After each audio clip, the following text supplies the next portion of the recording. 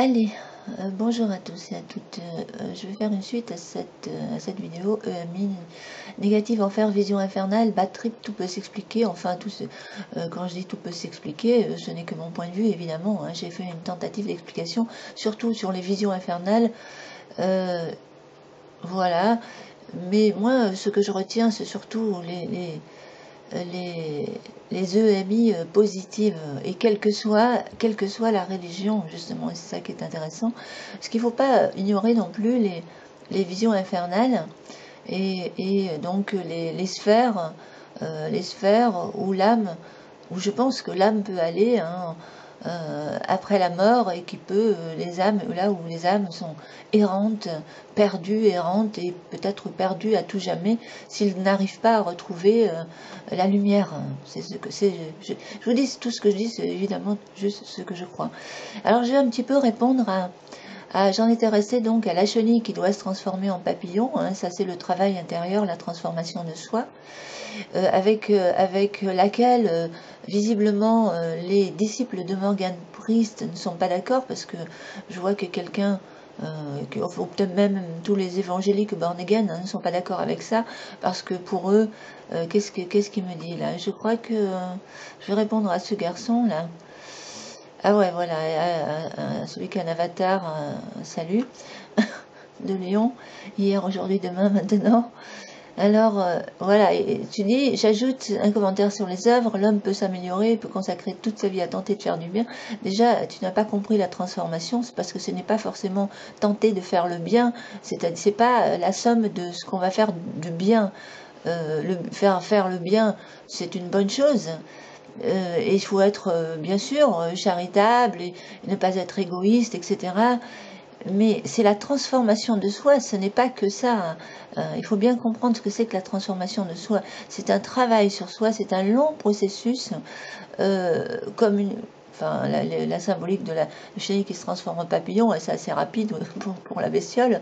Mais si on prend cette métaphore-là, c'est un long processus pour l'humain. Qui doit faire des efforts sur lui-même pour s'améliorer. Et bien évidemment, ça suppose des efforts, et ça suppose un travail, et ça suppose une remise en question permanente. Alors, toi, tu dis, mais il ne peut y arriver par la simple et bonne raison que le mal habite en lui. Il y aura toujours de la colère, du mensonge, de la convoitise, de la médisance, de l'arrogance, de l'orgueil. Mais le mal habite en lui. Génétiquement, nous avons des bons gènes et des mauvais gènes. Pour moi, c'est ça, hein, que quand tu dis le mal habite en lui, c'est souvent génétique. Mais il paraît qu'on peut travailler, et c'est prouvé aujourd'hui, ils sont en train de le prouver aujourd'hui avec l'épigénétique, hein, qu'on peut travailler sur nos mauvais gènes. Parce que c'est une question de volonté, parce qu'on a un cerveau, on peut exercer sa volonté. La volonté, c'est pareil, ça s'exerce, ça vient pas tout seul. Il y a des choses, par exemple, quelqu'un va dire, ah oui, mais non, mais moi j'aime l'alcool, je suis alcoolique, donc je vais m'adonner, je vais boire plus que, etc. Mais il peut aussi choisir de dire, j'aime beaucoup l'alcool, mais je vais me restreindre. Et je vais balancer les poubelles, je vais juste me limiter à un petit verre de temps en temps, et j'ai suffisamment de volonté pour ne pas vider la bouteille. Et ça, c'est un travail tous les jours sur soi. C'est pareil pour la cigarette. C'est pareil pour parce que ça, c'est des défauts qu'on a en nous, hein. La gourmandise, se faire plaisir, c'est bien de se faire plaisir. C'est très épanouissant de se faire plaisir. Il ne faut pas me faire dire ce que j'ai pas dit. Mais quand on est dans l'excès de plaisir, alors on va passer son temps à rechercher uniquement du plaisir, et ça va être c'est très énergivore déjà, c'est une perte d'énergie, et au détriment de tout le reste, c'est-à-dire on n'a plus le temps d'exprimer sa créativité, de travailler, de faire des choses positives, de s'intéresser à la société, à ce qui se passe, de participer aussi à la société pour qu'elle évolue dans le bon sens sur le plan collectif. Et on n'a plus le temps le temps pour une autre passion, parce que on est là avec ce vice, avec cette chose qui nous prend tout, notre temps, notre énergie. Et c'est ce qui arrive, par exemple, à ceux qui qui passent leur temps dans la débauche sexuelle. La débauche sexuelle, c'est pareil, vous avez la débauche dans tous les sens. Hein. Vous pouvez être un débauché sexuel, un débauché financier, un débauché au niveau de la bouffe, et c'est pour ça d'ailleurs qu'il y a un père de l'Église, je ne sais plus lequel d'ailleurs, qui a sorti les 7 péchés capitaux, et c'est vrai que les 7 péchés capitaux, eh bien, correspondent des effets pervers. Hein. Si vous vous laissez aller à la paresse, par exemple, ou, enfin, les 7 péchés, vous les connaissez, hein, l'orgueil, vanité, or, moi, je les ai appris par or, en vin, en gour, copa. Certains doivent, ceux qui ont fait le caté, ils ont compris hein, ce que ça veut dire, orgueil, or, en, envie, avarice, vanité, etc. Et à chaque péché capital, c'est-à-dire c'est une erreur, parce que péché veut dire pécar ou peccadum en latin, je sais plus. Et ça veut dire erreur, erreur de direction, erreur de comportement, erreur. Et une erreur, eh bien, ça se corrige. Et on peut se corriger et on peut redresser la barre et changer de direction. C'est ça que ça veut dire la repentance, en fait. Hein. La repentance, c'est quand on prend conscience d'une erreur, qu'elle soit petite, moyenne ou très grosse, eh bien, on change de comportement. Et ça, c'est un travail. Mais on ne peut pas dire qu'on ne peut pas y arriver. Si on dit non, je ne peux pas y arriver, c'est parce qu'on est paresseux, quelque part. Alors là, c'est la paresse, on n'a pas envie. Vous savez, on peut pas, moi je pense qu'on ne peut pas, le parcours spirituel, c'est un petit peu comme... le parcours scolaire. On ne peut pas échapper aux classes. Il faut faire ses classes. Ça commence à la maternelle jusqu'aux études sup.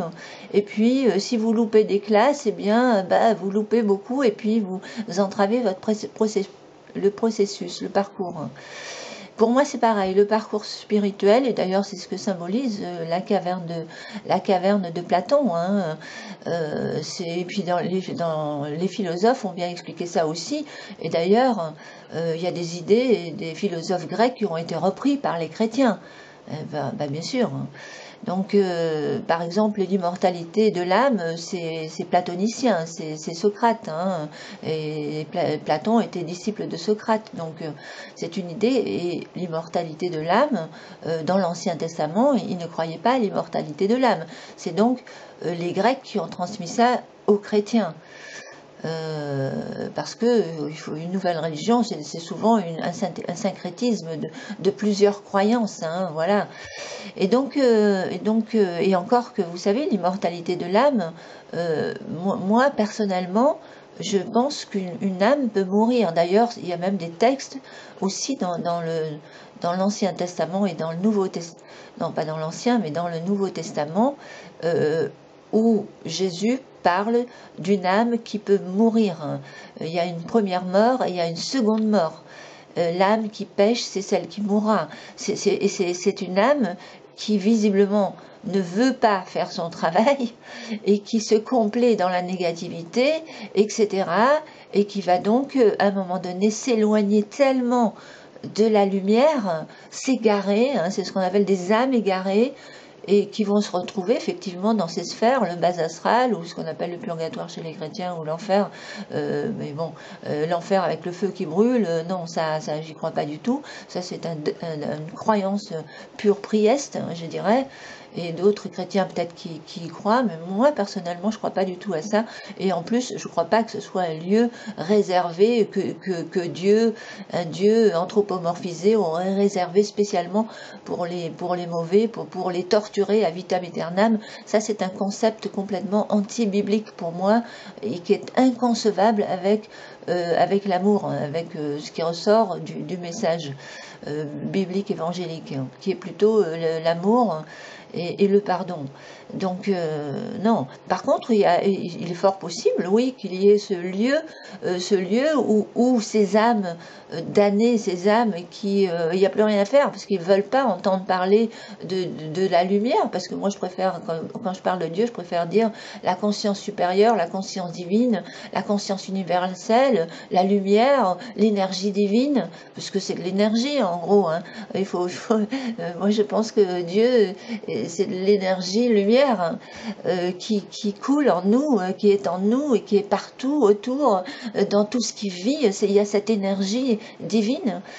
Et donc, quelqu'un qui ne veut pas entendre parler de ça et qui, mais malgré tout, qui est quand même, attention, parce que moi j'ai pas envie de dire que les athées humanistes vont aller, comme les priestes, dire, bah lui il ira griller en enfer parce qu'il n'a pas voulu reconnaître Jésus comme Sauveur Seigneur, parce que chez les priestes, si vous dites, c'est simple, avec les évangéliques born again, il faut penser comme eux. Moi je vous dis que c'est une secte, les évangéliques born again, que ce soit priestes ou les autres, hein. Pour moi c'est sectaire, parce que eux ils disent, si vous pensez pas comme moi et si vous plongez pas dans ma piscine immersion, vous allez de toute façon aller dans les feux de l'enfer éternel. Mais ça c'est de la manipulation mentale avec la peur. Ils jouent sur les peurs là et les émotions négatives. Donc je pense qu'il faut pas les écouter. Voilà, moi je dis qu'il ne faut pas les écouter, parce que vous pouvez très bien être catholique, protestant, orthodoxe, islamiste, et si vous faites ce processus de travail intérieur et si vous êtes dans la bonne voie, peu importe la forme extérieure, c'est-à-dire que ce soit dans une église, une synagogue, une mosquée ou autre, ou dans sa chambre, quand tu fermes ta porte à clé, comme disait Jésus, va prier dans ta chambre, ferme ta porte à clé. Donc les chrétiens ou tous les croyants qui sont hors religion, eh bien à partir du moment où ils ont fait ce processus, où ils font des efforts pour s'améliorer et pour, je pense que ces personnes-là n'ont strictement rien à craindre quand ils vont passer de l'autre côté. Ça, c'est ma conviction, c'est ma conviction personnelle. Parce que je vous assure, je vois quand même sur Internet tous ces témoignages de born again avec des parcours. Il faut voir les parcours qu'ils ont eus, hein. Et alors après, ils s'étonnent qu'ils sont embêtés par les entités négatives. Et non, c'est pas parce qu'ils sont devenus chrétiens qu'ils sont embêtés qu'il y a des entités négatives qui leur collent au basque. C'est parce qu'ils n'ont pas fait le travail sur eux et que quand ils s'arrêtent de prier, eh bien ils rappliquent. Parce que je vais vous dire, les entités négatives, ce qu'ils appellent les démons, hein, moi je les appelle les entités négatives, les désincarnés négatifs, qui peuvent devenir des démons parce qu'ils sont irrécupérables, parce que pour moi c'est ça, hein, le démon chez les chrétiens ou les djinns chez les musulmans, c'est un désincarné qui est tellement mauvais, hein, il se trouve dans le bas astral, et comme il n'arrive plus, il ne veut pas entendre, il veut pas se repentir, il veut pas, donc il n'arrivera jamais à sortir de là et aller vers la lumière, parce que c'est un choix personnel. Donc eux, ça devient des démons, effectivement, ça devient des démons dans le sens où ils sont totalement irrécupérables. C'est triste pour eux, mais c'est leur choix. C'est leur choix, hein.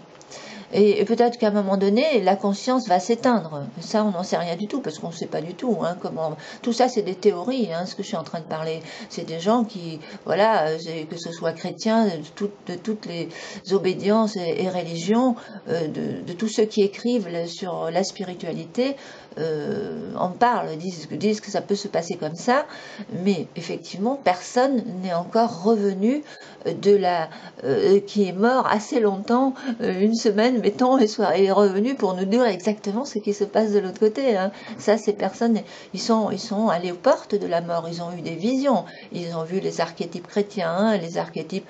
Mais moi, ce qui m'intéresserait, c'est d'entendre un témoignage d'un bouddhiste, par exemple, ou d'un hindouiste, ou les témoignages d'un africain, ou d'un autre peuple qui est allé aux portes de la mort, et ce qu'il a vu, lui. Je pense que lui, il aura vu ses archétypes à lui, ce à quoi il croit, lui. C'est-à-dire que le bouddhiste, lui, il aura peut-être vu Bouddha, et le chrétien, il va voir Jésus, les anges, Marie, enfin, tous les archétypes chrétiens et musulmans, c'est un peu les mêmes. Enfin, musulmans, c'est pas tout à fait les mêmes, mais presque. Et le feu de l'enfer, etc., pour ceux qui ont des visions infernales. Mais il est fort possible qu'un Africain qui arrive aux portes de la mort, lui, il va voir des esprits des ancêtres, parce qu'il croit beaucoup aux esprits des ancêtres.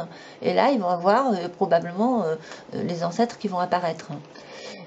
C'est ce qui ressort de tout ce que j'ai compris et appris à travers mes nombreuses lectures, et je peux vous assurer que j'en ai lu un paquet, hein.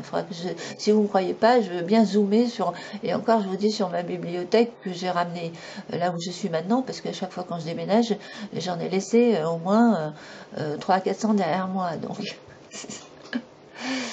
et donc mais bon voilà, c'est ce que j'ai compris, c'est ce que j'ai appris et compris. Et ça me paraît logique, parce que sinon, vous pensez bien, ce serait beaucoup trop facile Alors évidemment, on me dit, alors qu'est-ce que tu me dis hier?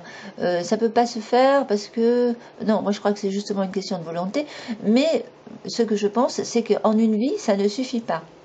En une vie, on ne peut pas faire ce travail en une vie. C'est pourquoi je crois aussi à la réincarnation évolutive. Je ne crois pas à la réincarnation punitive comme les hindouistes, parce que les hindouistes, eux, c'est une dérive. Et leur croyance, c'est une dérive. Comme les islamistes radicaux, aujourd'hui, prennent le Coran pour en faire ce qu'ils font pour leur idéologie Daesh. Ok. Alors, les hindouistes avec le karma en disant vous êtes des intouchables, si vous êtes des intouchables, c'est que les bas peuples, hein, c'est que vous l'avez mérité à cause d'une autre vie, etc. C'est bien fait pour vous, il faut subir, c'est votre destin. Mais ça, c'est pour avoir le contrôle sur le peuple. C'est de la manipulation mentale pour avoir le contrôle sur le peuple. Et ça, c'est pas bon, du tout, du tout. Et d'ailleurs, regardez, la société indienne, elle a bien du mal à s'extirper de ses croyances et à évoluer. Et cette misère, c'est à tous les niveaux, là-bas encore. Je ne sais pas si ça a un peu changé aujourd'hui, avec la mondialisation, ça commence à changer. Il y a ça aussi. C'est vrai que dans la mondialisation, il y a des effets pervers, beaucoup d'effets pervers, mais il y a un peu d'effets positifs quand même, parce que les gens ils s'ouvrent sur d'autres croyances, mais bon, après il y a les effets pervers, c'est une autre... Bon, je vais pas tout mélanger là. Alors je reviens donc à ça.